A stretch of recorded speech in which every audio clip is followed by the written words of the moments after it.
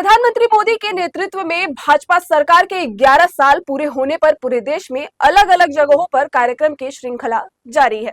इस कड़ी में गुजरात के गांधीनगर के भाजपा कार्यालय में रंगोली कार्यक्रम मनाया गया। इस दौरान कार्यक्रम में बीजेपी की कई कार्यकर्ताओं ने हिस्सा लिया। रंगोली में प्रधानमंत्री नरेंद्र मोदी द्वारा किए गए कार्यों को दर्शाया गया।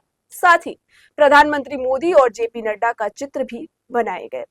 बीजेपी 11 साल पूरे होने पर देश भर के अलग अलग राज्यों में अपने कार्यों को गिना रही है, उपलब्धियां बटोरने में लगी हुई है, तो वहीं विपक्ष विफलताएं गिनाने में लगा हुआ है। इसी क्रम में ऑल इंडिया मुस्लिम जमात के राष्ट्रीय अध्यक्ष मौलाना शहाबुद्दीन रिजवी बरेलवी ने मोदी सरकार की तारीफ की है। उन्होंने कहा है कि सरकार के 11 साल पूरे होने पर प्रधानमंत्री मोदी को मुबारकबाद दी। मौलाना ने कहा कि मोदी सरकार के तीसरे कार्यकाल के पहले साल में तेजी से हिंदू और मुस्लिम के दरमियान नफरत का माहौल बढ़ा है। देश के विभिन्न हिस्सों में अल्पसंख्यकों के साथ हिंसक घटनाएं हुई हैं। इसके जिम्मेदार वो छोटे छोटे संगठन हैं जो आए दिन उत्पात मचाते हैं। प्रधानमंत्री मोदी को इन तमाम चीजों पर ध्यान केंद्रित करना होगा, इस माहौल को खत्म कराना होगा। आइए दिखाते हैं मौलाना ने क्या कुछ कहा बीजेपी और प्रधानमंत्री मोदी को लेकर। प्रधानमंत्री नरेंद्र मोदी जी के 11 साल का अगर तजज़िया किया जाए तो लगभग बेहतर है, और मैं इस 11 साल के मुकम्मल होने पर मुबारकबाद पेश करता हूं।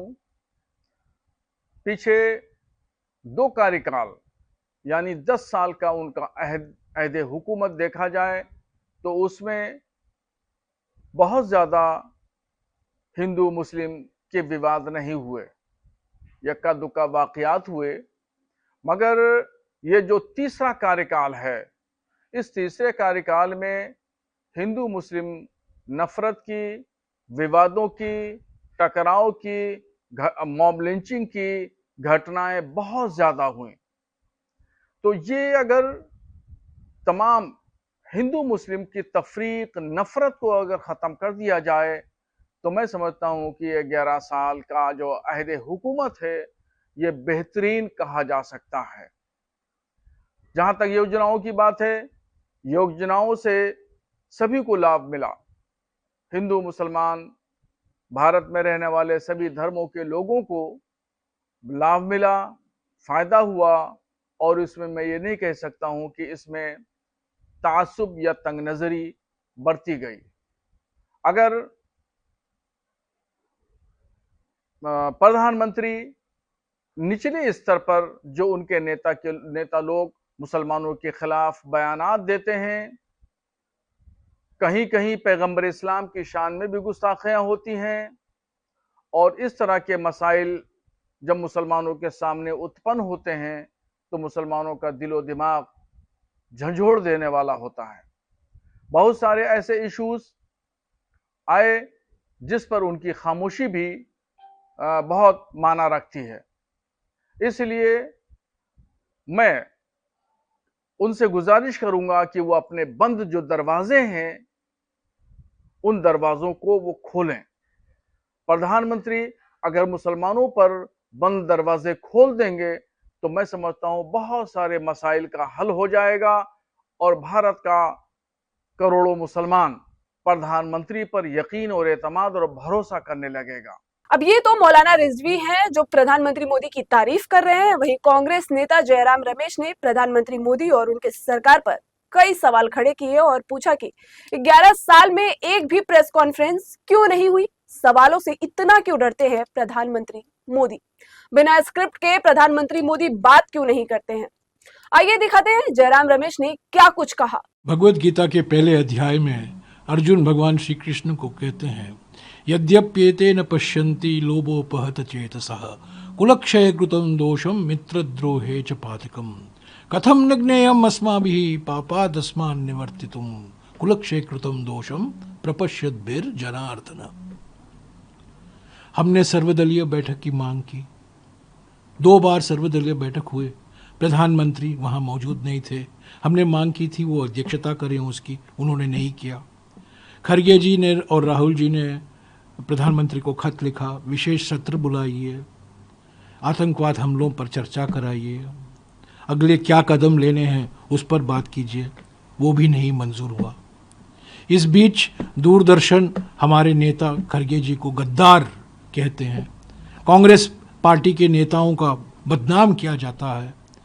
कांग्रेस के नेता एकता और एकजुटता की मांग कर रहे हैं, दूसरी तरफ बीजेपी ऑपरेशन सिंदूर की राजनीतिकरण कर रही है। पर इसके बावजूद सर्वोपरि राष्ट्रीय हित सर्वोपरि है। जो अभी अभी सुनने में आया है कि एक प्रतिनिधिमंडल अलग अलग देशों में भेजा जाएगा, बहुदलीय प्रतिनिधिमंडल सांसदों का, इसमें ज़रूर कांग्रेस पार्टी अपनी जो सांसद हैं उसको नियुक्त करेंगे। हम राष्ट्रीय हित पर हम निर्णय लेते हैं, राष्ट्रीय हित सर्वोपरि है, सुरक्षा सर्वोपरि है। हालांकि सर्वदलीय बैठक की मांग प्रधानमंत्री ने नहीं स्वीकारी, विशेष सत्र की मांग नहीं स्वीकारी, कांग्रेस पार्टी और कांग्रेस पार्टी के नेताओं का रोज बदनाम हो रहा है, ऑपरेशन सिंदूर का राजनीतिकरण हो रहा है। उसके बावजूद सरकार की ओर से अगर कोई इनविटेशन आता है, कोई मांग आती है कि एक बहुदलीय प्रतिनिधिमंडल में कांग्रेस पार्टी भी शामिल हो, हम ज़रूर शामिल होंगे और जो कुछ हमें करना है हम करेंगे। राष्ट्रीय हित सर्वोपरि है। क्या कुछ सर अभी तक क्या आप लोगों को यही तो कहा अर्जुन ने जनार्दन को, भगवान कृष्ण श्री कृष्ण को। तो आप लोगों को अब तक क्या इस औपचारिक तौर पर आप लोगों से इस बारे में बात की गई है, रीच आउट किया गया है क्या सरकार की तरफ से? हाँ, रीच आउट किया गया है। संसदीय मंत्री कार्य मंत्री किरण रिजिजू ने कांग्रेस अध्यक्ष से बात की है। अभी देखिए कांग्रेस पार्टी किसको नियुक्त करेगी, वो कांग्रेस अध्यक्ष उसको तय करेंगे। हमारे कांग्रेस संसदीय दल के नेता सोनिया जी भी हैं। पर जब मांग आई है, हमारी मांग कभी स्वीकारा नहीं गया। सर्वदलीय बैठक में प्रधानमंत्री नहीं आए, विशेष सत्र का जो खत गया उसका जवाब नहीं दिया। कांग्रेस पार्टी रोज बदनाम हो रही है, एकता एकजुटता हम कह रहे हैं और वहाँ ऑपरेशन सिंदूर को लेकर राजनीतिकरण हो रहा है, जो रैलियाँ निकाली जा रही हैं। तो और एक और बात, 25 तारीख को सारे एनडीए के मुख्यमंत्रियों को बुलाया गया है। क्या कर्नाटक के मुख्यमंत्री क्यों नहीं, तमिलनाडु के मुख्यमंत्री क्यों नहीं, पश्चिम बंगाल के मुख्यमंत्री क्यों नहीं, जम्मू और कश्मीर के मुख्यमंत्री क्यों नहीं, पंजाब के मुख्यमंत्री क्यों नहीं, तेलंगाना के मुख्यमंत्री क्यों नहीं, हिमाचल के मुख्यमंत्री क्यों नहीं, सिर्फ एनडीए के मुख्यमंत्री को बुलाया जाता है? तो ये राजनीतिकरण है। पर राष्ट्रीय हित सर्वोपरि है। और कांग्रेस पार्टी से पूछा गया है कि ये बहुदलीय जो पार्लियामेंट जो संसदीय डेलीगेट प्रतिनिधिमंडल जाएगा सांसदों का, उसमें आप शामिल होइए। हम जरूर इसमें शामिल होंगे और जो कुछ हमें करना है हम करेंगे। खैर, ये तो राजनीतिक दलों की प्रतिक्रियाएं थी। आपकी क्या राय है एनडीए के 11 साल के कार्यकाल पर? हमें कमेंट बॉक्स में जरूर बताएं।